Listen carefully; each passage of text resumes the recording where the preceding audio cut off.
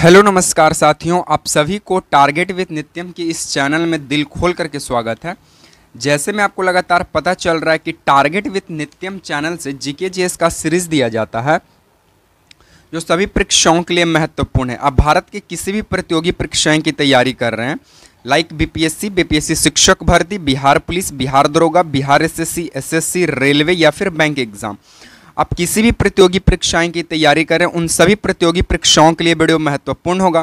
क्योंकि target with नित्यम channel से जो भी आपको जीके जीएस के सीरीज दिए जाते हैं वे सभी PYQs पे आधारित हैं, जो आपसे किसी न किसी एग्जाम में प्रीवियस ईयर पे पूछा हुआ है या फिर आगे आने की पूछने की संभावना बनती है।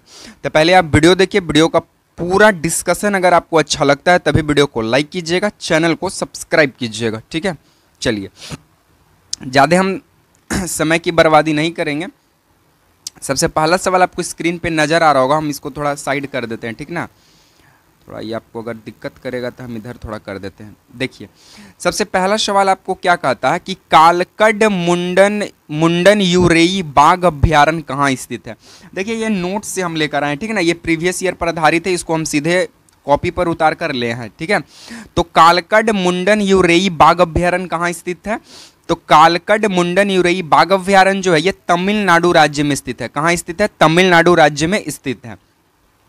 ये कालकड मुंडन यूरेई बाघ अभ्यारण्य की बात करें तो यह भारत का सबसे दक्षिणतम टाइगर रिजर्व है। कैसे भारत का सबसे दक्षिणतम बिंदु कौन सा है, इंदिरा पॉइंट है। उसी तरह भारत का सबसे दक्षिणतम जो टाइगर रिजर्व है वो कालकड मुंडन यूरेई टाइगर रिजर्व है, जो कि कहाँ पड़ता है साथियों, जो कि तमिलनाडु में पड़ता है। बाकी आपसे एसएससी और रेलवे में प्रीवियस ईयर में जो टाइगर रिजर्व पूछा वो पूछा था अरुणाचल प्रदेश का। तो अरुणाचल प्रदेश में जो फेमस टाइगर रिजर्व है उसका एक का नाम है पाक्के टाइगर रिजर्व और दूसरा का नाम है कामलांग टाइगर रिजर्व। क्या, पहला का नाम है पाक्के टाइगर रिजर्व और दूसरा का Kamlang tiger reserve. Second number से पूछा था राजस्थान से, तो राजस्थान से आप याद रखिए रामगढ़ विषधारी टाइगर रिजर्व, राजस्थान से रामगढ़ विषधारी टाइगर रिजर्व। छत्तीसगढ़ से पूछा था अचानक कमार टाइगर रिजर्व, अचानक मार टाइगर रिजर्व कहाँ है, छत्तीसगढ़ में। तो छत्तीसगढ़ वाले हैं ना अचानक मार मारते हैं, तो छत्तीसगढ़ में अचानक मार टाइगर रिजर्व। राजस्थान में र से राजस्थान, र से रामगढ़, तो राजस्थान में रामगढ़ विषधारी टाइगर रिजर्व। अरुणाचल प्रदेश में जो अरुण नाम के लड़का है ना वो एकदम पक्का होता है वादे का, तो अरुणाचल प्रदेश में पाक्के टाइगर रिजर्व, काम भी बहुत अच्छा से करता था कामलांग टाइगर रिजर्व। ठीक है, तो आप कुछ इस प्रकार से आप याद कर सकते हैं। तो आई होप कि आपका पहला नंबर जो सवाल है वो क्लियर हो गया होगा।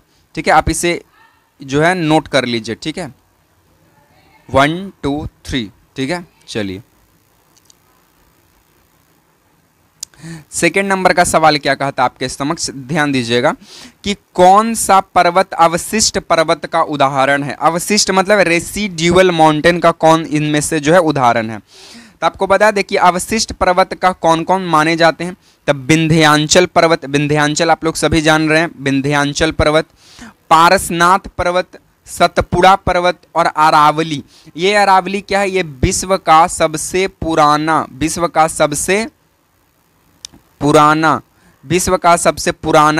जो है पर्वत श्रेणी में ये शामिल है, अरावली श्रेणी। ठीक है, तो विंध्याचल की बात करें, पारसनाथ की बात करें, सतपुड़ा की बात करें, अरावली की बात करें, ये सभी अवशिष्ट पर्वत के उदाहरण हैं। अवशिष्ट पर्वत बोले तो रेसिड्यूअल माउंटेन के उदाहरण हैं। ठीक है, बाकी एक किलिमंजारो से पूछा था, किलिमंजारो की बात करें तो ये ज्वालामुखी पर्वत का उदाहरण है। ठीक है, ज्वालामुखी जब फटा था तो उसके फटने की वजह से इसका निर्माण हुआ है किलिमंजारो पर्वत का।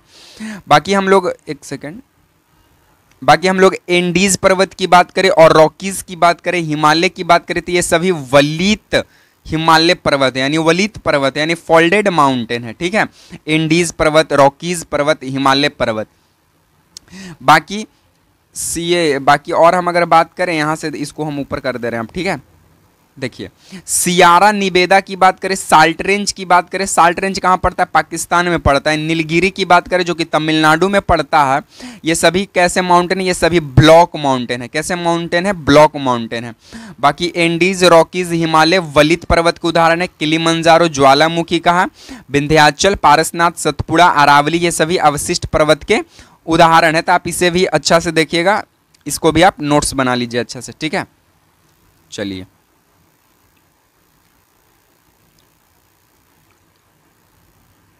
चलिए देखिए, नेक्स्ट सवाल आपसे पुस्तक से पूछा था कि द रिवॉल्यूशनरी किसकी रचना है? तो द रिवॉल्यूशनरी जो है ये किसकी रचना है? सचिंद्रनाथ सान्याल का है। किनका है? सचिंद्रनाथ सान्याल की ये रचना है। बाकी अनहैप्पी इंडिया आपसे एक प्रीवियस ईयर में पूछा था, तो अनहैप्पी इंडिया की बात करें तो लाला लजपत राय। Unhappy India Lala Lajpat Rai. आपसे न्यू इंडिया पूछा था और कॉमनवेल्थ पत्रिका, तो न्यू इंडिया की बात करें या फिर कॉमनवेल्थ पत्रिका की बात करें, ये किनका है? एनी बेसेंट का है।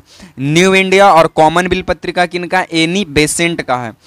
फ्री हिंदुस्तान किनका है? तारकनाथ दास का है। फ्री हिंदुस्तान तारकनाथ दास का है। बाकी द रिवॉल्यूशनरी और बंदी जीवन की बात करें तो ये सचिंद्रनाथ सान्याल के द्वारा लिखा हुआ है।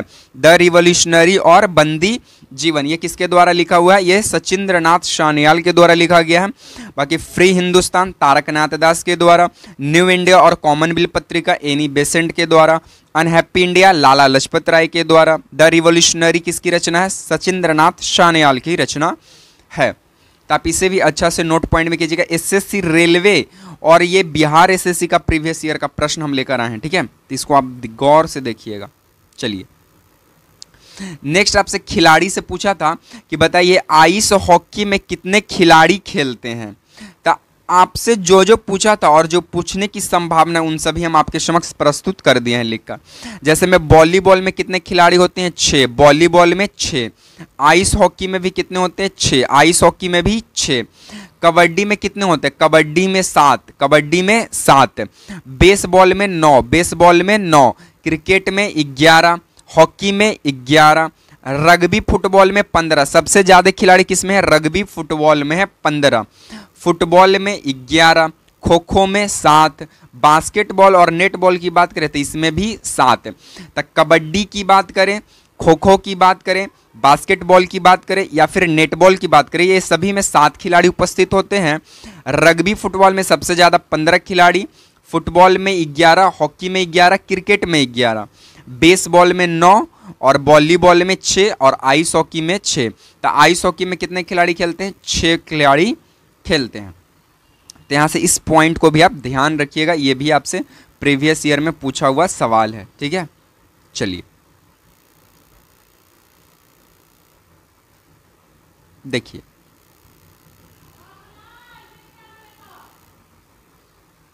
नेक्स्ट आपसे सवाल क्या पूछा गया है प्रीवियस ईयर में कि किस उपकरण का प्रयोग चित्रों का पर्दे पर प्रक्षेपण के लिए किया जाता है? यानी किस उपकरण का प्रयोग करके चित्रों को जो है वो पर्दे पर उतारा जा सकता है? तो option A chronometer, option B gyroscope, option D fathometer या ऑप्शन डी इनमें से कोई नहीं। इनमें से कोई नहीं, बताइए। तो आपको बता दें कि जो क्रोनोमीटर है इसका उपयोग जो है जलयानों पर सही समय का पता लगाने के लिए किया जाता है। क्रोनोमीटर का प्रयोग किस लिए किया जाता है? तो क्रोनोमीटर का प्रयोग जलयानों पर सही समय का पता लगाने के लिए किया जाता है। गैरोस्कोप का प्रयोग किस लिए किया जाता है? तो घूमती हुई वस्तु की गति मापने में। कोई भी वस्तु है ना गोल गोल गोल गोल गोल गोल घूम रहा है तो उसको गति के मापने में ये गैरोस्कोप का मदद लिया जाता है। फैदोमीटर की बात करें तो आप कितना अपर है नीचे है, मतलब समुद्र के कितना गहराई में जा सकते हैं, इसका जो मापन वो फैदोमीटर करता है। समुद्र की गहराई मापने में फैदोमीटर। लैक्टोमीटर किस चीज में प्रयोग किया जाता है? इसका आंसर आप लोग कमेंट बॉक्स में दीजिएगा, ठीक है।